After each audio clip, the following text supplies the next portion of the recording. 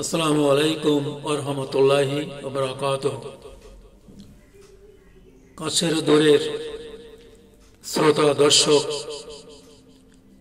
এবং বিশ্বের যেখানে আছেন প্রিয় ভাই ও বোনেরা, আশা করি আপনারা সুস্থ সুন্দর আছেন। বিশ্বজগতের মালিক আল্লাহ রাব্বুল আলামিন মানুষকে সৃষ্টি করেছেন একমাত্র তার ইবাদত বন্দেগীর জন্য। আল্লাহ রাব্বুল আলামিন পবিত্র কোরআনে বলেন, বিসমিল্লাহির রহমানির রহিম, ওমা খালাকতুল জিন্নি ওয়াল ইনস ইল্লা লিয়াবুদুন, অর্থাৎ আমি মানুষ এবং জিন জাতিকে সৃষ্টি করেছি একমাত্র আমার ইবাদত বন্দেগীর জন্য। সুতরাং আমরা জানলাম মানুষকে সৃষ্টি করা হয়েছে একমাত্র আল্লাহ রাব্বুল আলামিনের ইবাদত বন্দেগী করার জন্য, অর্থাৎ তার বিধি এবং তার নিষেধ মেনে চলার জন্য। সেজন্য পৃথিবীতে বারে বারে অনেক ধর্ম এসেছে, নবী রাসূল এসেছে। সেই পরিক্রমায় পৃথিবীতে অনেকগুলি ধর্মের মধ্যে আমরা 5টি ধর্মকে প্রধান হিসেবে জানি। একটি হচ্ছে হিন্দু ধর্ম বা সনাতন ধর্ম, এবং অন্যটি হচ্ছে বৌদ্ধ ধর্ম, তৃতীয়টি হচ্ছে ইহুদি ধর্ম, চতুর্থ হচ্ছে খ্রিস্টান ধর্ম এবং পঞ্চম হচ্ছে ইসলাম ধর্ম। আপনারা কি জানেন বোধহয়, এই 5টি ধর্মের উপর আমি একটি বই লিখেছি। এই জন্য লিখেছি যে প্রতিটি ধর্মের অনুসারীগণই তার নিজ নিজ ধর্মকে শ্রেষ্ঠ মনে করে, ধর্মগ্রন্থকে ঐশী গ্রন্থ বা আসমানি গ্রন্থ মনে করে। আসলে কিন্তু সঠিক নয়। কেন সঠিক নয় সেটি আমি আলোচনা এবং পর্যালোচনা করেছি মানুষের বোঝার জন্য, যাতে সে বুঝতে পারে তার ধর্মের মধ্যে কি ভুল আছে, কতটুকু শুদ্ধ আছে, যাতে করে সেই ভুলগুলো থেকে বেরিয়ে এসে সে একটি সঠিক ধর্মের সন্ধান পায়। সেজন্য আমি একটি বই লিখেছি। বইটির নাম হচ্ছে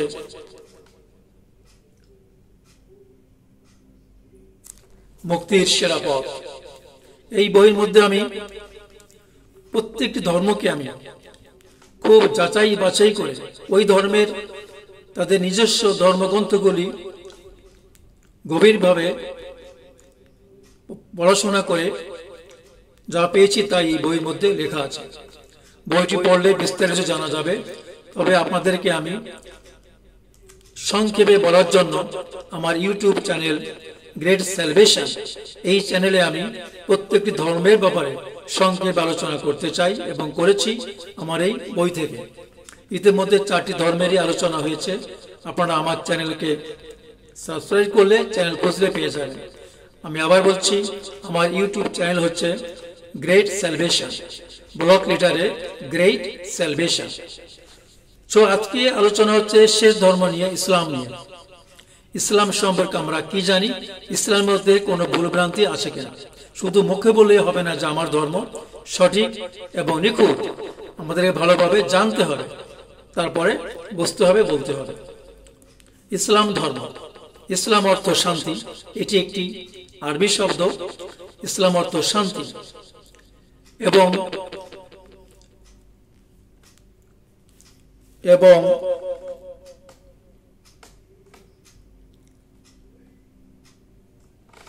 এই ধর্মের অন্য অর্থ হচ্ছে, অর্থাৎ ভাবার্থ হচ্ছে আত্মসমর্পণ, আল্লাহর প্রতি বা সৃষ্টিকর্তার প্রতি আত্মসমর্পণ করা। যারা এইভাবে আত্মসমর্পণ করে সৃষ্টিকর্তার প্রতি বা ক্রিয়েটরের প্রতি, তাদের বলা হয় মুসলমান। এখানে একটা কথা বলে রাখা ভালো যে মানুষ কিন্তু সৃষ্টিগতভাবেই কিন্তু মুসলমান বা তাদের ধর্ম ইসলাম। কেন, কিভাবে? এইভাবে যে মানুষ সৃষ্টি করার আগে সমস্ত মানুষের ধর্ম কিন্তু একই ধর্ম ছিল, সেটা আসলে ইসলাম। কেন? সবারই একটা মত পথ ছিল, তারা আল্লাহর প্রতি আত্মসমর্পণ, সারেন্ডার টু দ্য অলমাইটি আল্লাহ। সেদিক থেকে ধর্ম একটি আমরা জানলাম, কারণ আত্মসমর্পণ করা মানে ইসলাম। সেই দিক থেকে পৃথিবীতে আসার আগে সমস্ত মানুষের এক ধর্ম ছিল ইসলাম, অর্থাৎ আত্মসমর্পণ করা। এবং পৃথিবীতে মানুষ যখন আসে তখন তারা বিভিন্নভাবে বিভিন্ন ধর্মের মধ্যে তাদের জন্ম হয় বলেই তারা ওই ধর্ম অনুযায়ী পরিচিত হয়। যেমন জন্মের আগে সে ছিল মুসলমান বা তার ধর্ম ছিল ইসলাম, কিন্তু হিন্দু ধর্মে কোনো গৃহে কোনো বাবা মায়ের ঘরে যখন তার জন্ম হয় তখন ধর্ম হয়ে যায় হিন্দু। এইভাবে বৌদ্ধ ধর্মের জন্মগ্রহণ করলে হয়ে যায় বৌদ্ধ, খ্রিস্টান, ইহুদি আর ইসলাম এইভাবে। সুতরাং কিন্তু প্রকৃতপক্ষে সবাই ধর্ম ইসলাম এবং সবাই কিন্তু মুসলমান।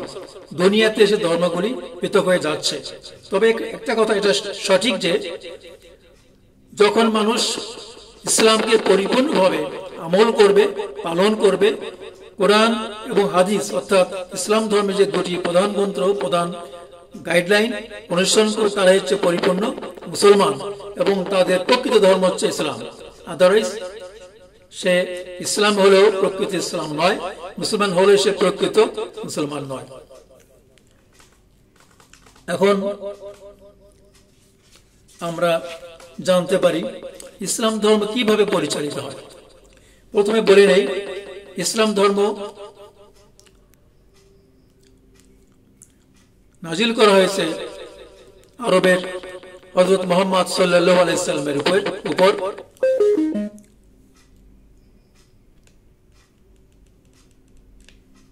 The Bluetooth device is ready to pair.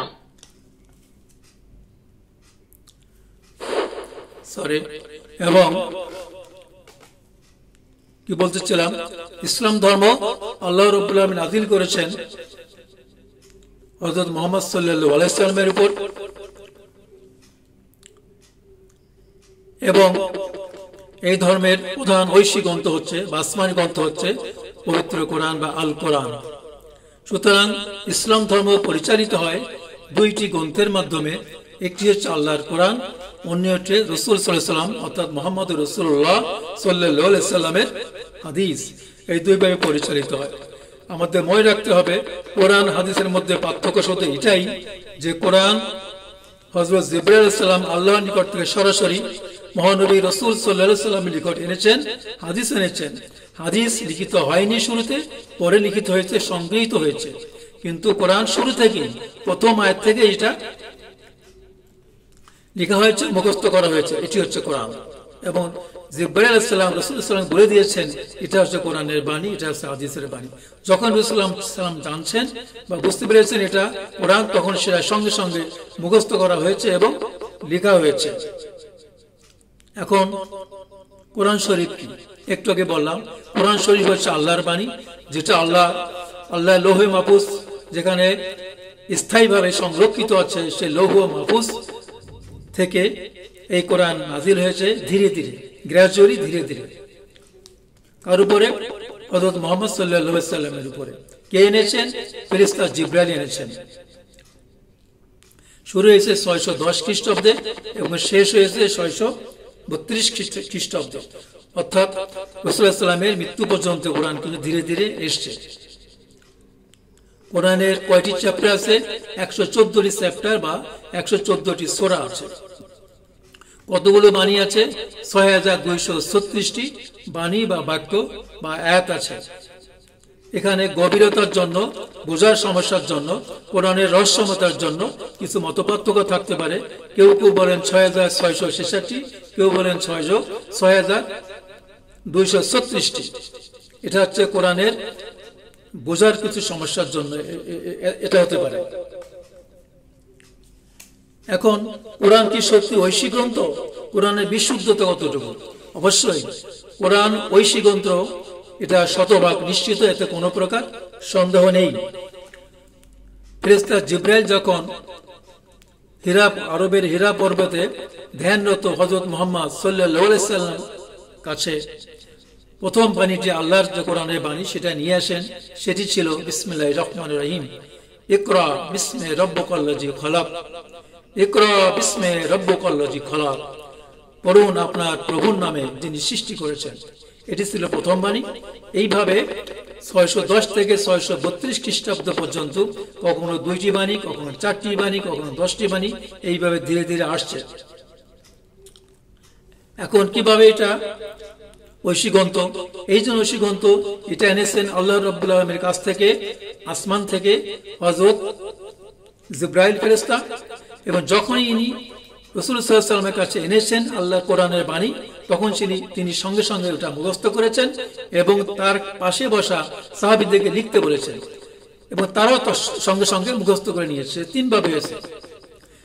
ফেরেশতা জিবরাইল তাকে শুনিয়েছে, মুহাম্মদ রাসূলুল্লাহ মুখস্থ করেছেন, সেটা লেখা হয়েছে সঙ্গে সঙ্গে এবং সেটা মুখস্থ করা হয়েছে। এইভাবে রাসূল সাল্লাল্লাহু আলাইহি ওয়াসাল্লামের 43 জন দক্ষ সাহাবী ছিল, যাদের কাজ ছিল কোরআন শরীফ রাসূল সাল্লাল্লাহু আলাইহি ওয়াসাল্লামের কাছ থেকে শোনা, মুখস্থ করা এবং লিখে রাখা। এইভাবে পবিত্র কোরআন শরীফের 114টি সূরা অর্থাৎ পুরো কোরআন শরীফ এইভাবে মুখস্থ করা হয়, লেখা হয়।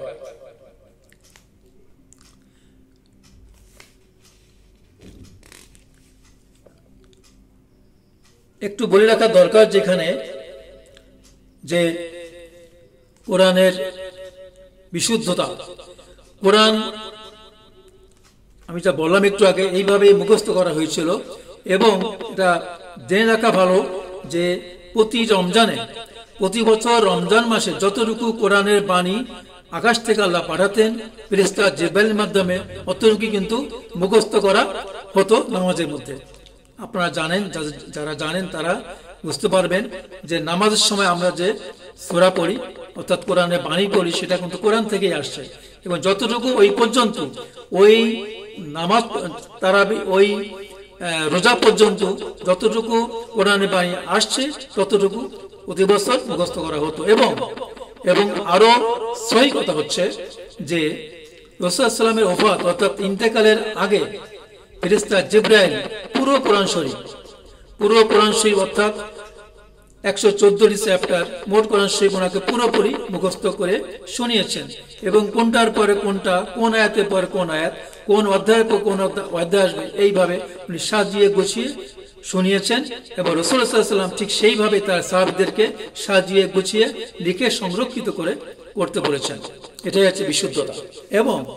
এবং এই পরবর্তীতে আপনারা জানেন যে ইসলামের মধ্যে অসংখ্য সারা পৃথিবীতে জুড়ে তখন থেকে শুরু করে আজ পর্যন্ত ধীরে ধীরে লক্ষ লক্ষ কোটি কোটি হাফেজ আছে বিশ্ব জুড়ে, তাদের বুকের মধ্যে কিন্তু কোরআন শরীফ মুখস্থ। হেফজ মানে পুরো কোরআন শরীফ মুখস্থ করা, এটা সংরক্ষণ করার আর কোনো সমস্যা নেই। পৃথিবীর সমস্ত কোরআন শরীফ পড়িয়ে গেলেও হাফেজের অন্তরের মধ্যে 30 পারা কোরআন শরীফ অর্থাৎ 114 কোরআন শরীফ কিন্তু থেকেই যাচ্ছে এবং কিয়ামত পর্যন্ত থাকবে। এটাই হচ্ছে বিশুদ্ধতা। কোরআন সংকলন ও মুদ্রণের ইতিহাস। কোরআন রাসূল সাল্লাল্লাহু আলাইহি ওয়াসাল্লামের ইন্তেকাল 632 খ্রিস্টাব্দ হয়।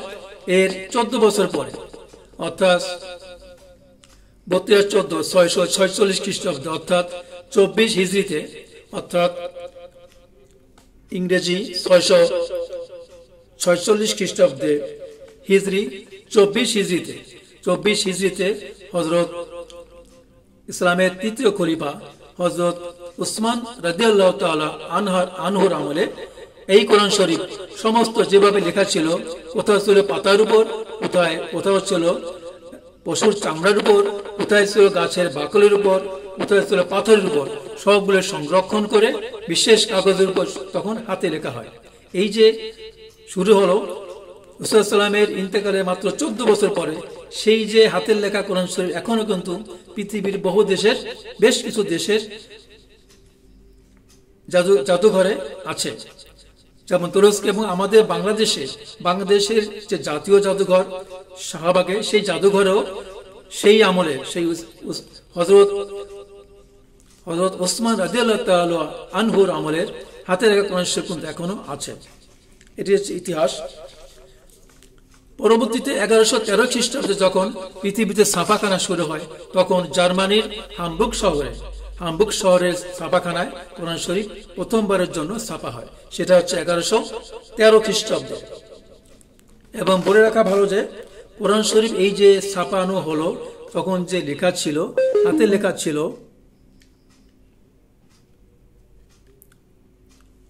একটু দেরি করতে হবে। The Bluetooth device is ready to pair. Technical problem, অত্যন্ত দুঃখিত। আমি যেটা বলতেছিলাম, এই যে কোরআন শরীফ যে সংকলিত হলো এবং পরবর্তী সময় ছাপা হলো, এই ছাপানোর জন্য, সংকলিত হওয়ার জন্য, লেখার জন্য কোরআন শরীফের প্রথম সূরা থেকে অর্থাৎ প্রথম চ্যাপ্টার থেকে শেষ চ্যাপ্টার পর্যন্ত, অর্থাৎ আমরা বলি 30 পারা 114 সূরা, এর কোথাও কোনো শব্দের কোনো ভুল হয়নি, অক্ষরের কোনো ভুল নাই এবং বাক্যের কোনো ভুল নাই। সঠিকভাবে শুরু থেকে শেষ পর্যন্ত আছে এবং কিয়ামত পর্যন্ত থাকবে। এটা আল্লাহ রাব্বুল আলামিনের চ্যালেঞ্জ। পবিত্র কোরআনে আল্লাহ বলছেন, এই কোরআন আমি নাযিল করেছি, এই কোরআনকে আমি সংরক্ষণ করব। আজকে এ পর্যন্তই। আমরা পরবর্তী পর্বে আমরা ইসলামের বাকি অংশ জানবো এবং বুঝতে পারবো ইসলামের সঠিকত্ব অন্য ধর্ম থেকে কতটুকু বেশি এবং কেন বেশি। আল্লাহ আমাদের সবাইকে কবুল করুন। এবং শেষ কথা হচ্ছে যে আপনারা আমার বইটি পড়লে সুবিধা হয়, এই বইটি পড়লে আপনারা গভীরভাবে জানতে পারবেন। আসসালামু আলাইকুম ওয়া রাহমাতুল্লাহি ওয়া বারাকাতুহু।